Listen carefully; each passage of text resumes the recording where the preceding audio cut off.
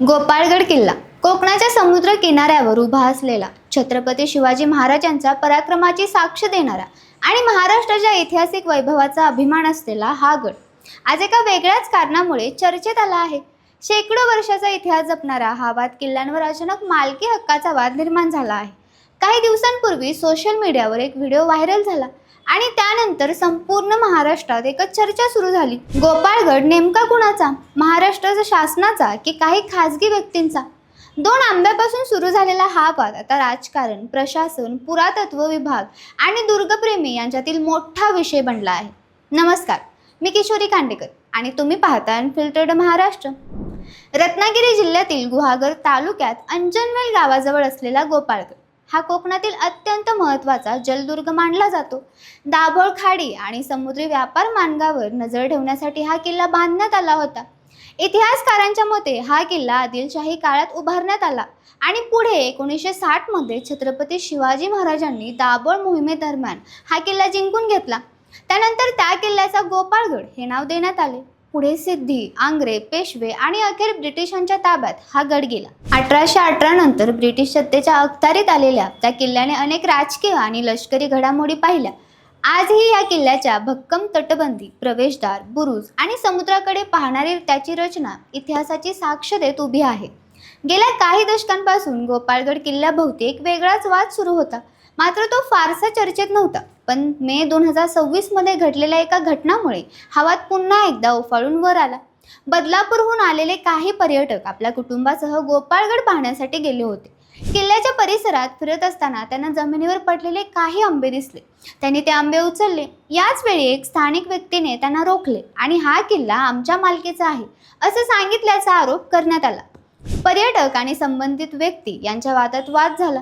या वादाचा video social मीडियावर व्हायरल झाला आणि संपूर्ण महाराष्ट्राचे लक्ष गोपाळगडकडे वेधले गेले।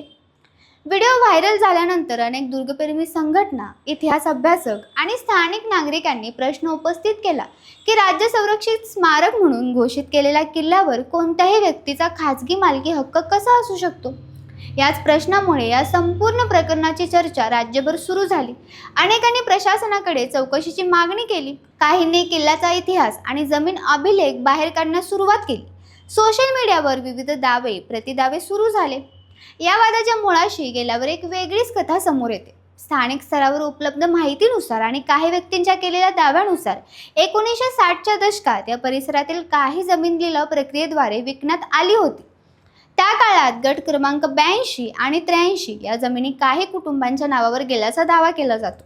संबंधित कुटुंबियांचे म्हणणे आहे की त्यांची ही जमीन कायदेशीररित्या मिळवली असून त्या 7/12वर त्यांची नावे नोंद आहेत। त्यामुळे किल्ल्याच्या परिसरातील काही भागांवर त्यांचा कायदेशीर ताबा असल्याचा त्यांचा दावा आहे। दुसरीकडे दुर्गप्रेमी आणि इतिहास संवर्धनासाठी काम करणाऱ्या संघटनांचे म्हणणे पूर्णपणे वेगळे आहे। त्यांच्या मते गोपाळगड हा महाराष्ट्राचा ऐतिहासिक वारसा आहे। किल्ला हा राज्य संरक्षित स्मारक म्हणून घोषित करण्यात आलेला आहे। अशी परिस्थितीत 7/12वर खाजगी नावे असणे ही तांत्रिक किंवा प्रशासकीय चूक असू शकते। काही कार्यकर्त्यांचा आरोप आहे की महसूल विभागातील त्रुटींचा फायदा घेत 7/12वर खाजगी नावे दाखल करण्यात आली। तसेच किल्ल्याच्या परिसरात आंब्यांची बाग विकसित करण्यात आली आणि काही ऐतिहासिक रचना नष्ट झाल्याचेही आरोप करण्यात आले होते। या प्रकरणात आणखी एक महत्त्वाचा मुद्दा म्हणजे किल्ल्याच्या संरक्षित स्मारक म्हणून दर्जा। पुरातत्व विभागाच्या अधिकाऱ्यांच्या मते 2016 मध्ये गोपाळगडाला राज्य संरक्षित स्मारकाचा दर्जा देण्यात आला। त्यामुळे किल्ल्याच्या ऐतिहासिक संरक्षण रचना कायदेशीर संरक्षण प्राप्त झाले। मात्र जमीन मालकीचा प्रश्न पूर्णपणे निकाली निघालेला नाही। म्हणूनच अनेक वर्षापासून न्यायालयीन आणि प्रशासकीय पातळीवर प्रक्रिया सुरू असल्याचे सांगितले जाते। संबंधित जमिनीचे भूसंपादन करून शासनाच्या ताब्यात देण्याचाही पर्यायी चर्चेत आहे। गुहागर पंचायत समितीचे उपसभापती निलेश सुर्वे यांनी हा मुद्दा आमदार प्रमोद जठार यांच्याकडे अधिकृत पत्राद्वारे मांडला। या पत्रात गोपाळगड तातडीने पूर्णपणे शासनाच्या ताब्यात घ्यावा अशी मागणी करण्यात आली। राज्य संरक्षित स्मारक असूनही पर्यटकांना हुसकावले जात असल्याने महाराष्ट्राच्या वारशाला धक्का बसत असल्याचे त्यांनी नमूद केले। त्यानंतर आमदार प्रमोद जठार यांनी या प्रकरणाची गंभीर दखल घेत जिल्हाधिकाऱ्यांशी संपर्क साधला। 3 जून रोजी जिल्हाधिकारी आणि पुरातत्व विभागाच्या अधिकाऱ्यांची बैठक आयोजित करण्यात आली। या बैठकीत पुढील काही कारवाईचा निर्णय होण्याची अपेक्षा व्यक्त करण्यात आली आहे। दरम्यान या मुद्द्यावर राजकीय प्रतिक्रिया देखील उमटू लागल्या। शिवसेना, ठाकरे गट, स्थानिक नेते आणि विविध संघटनांनी आपापली भूमिका मांडण्यास सुरुवात केली. काहींनी हा ऐतिहासिक वारसा वाचवण्याचा प्रश्न असल्याचे सांगितले, तर काहींनी प्रशासनाच्या दुर्लक्षामुळे ही परिस्थिती निर्माण झाल्याचा आरोप केला.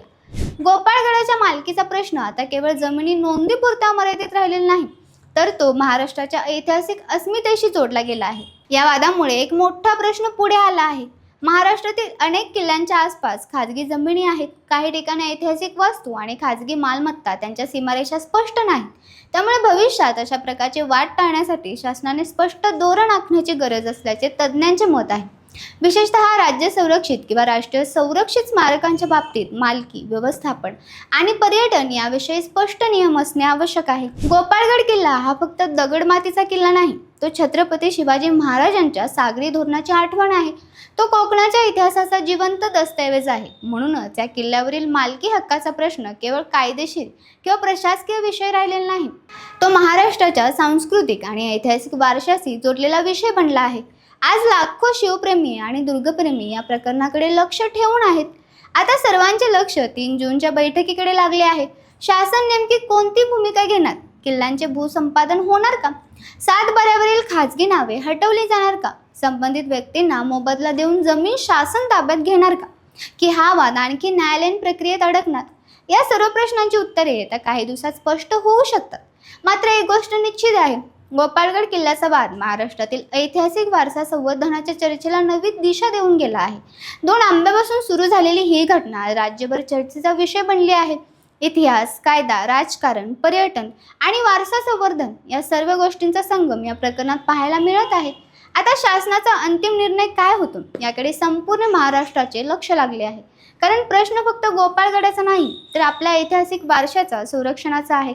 आणि म्हणूनच गोपाळगडाचा हा संघर्ष पुढील काळात महाराष्ट्राच्या इतिहासात एक महत्त्वाचे प्रकरण म्हणून नोंदला जाऊ शकतो. तुम्हाला जर ही माहिती आवडली असेल तर चॅनलला लाईक करा, शेअर करा आणि सबस्क्राईब करायला विसरू नका. धन्यवाद.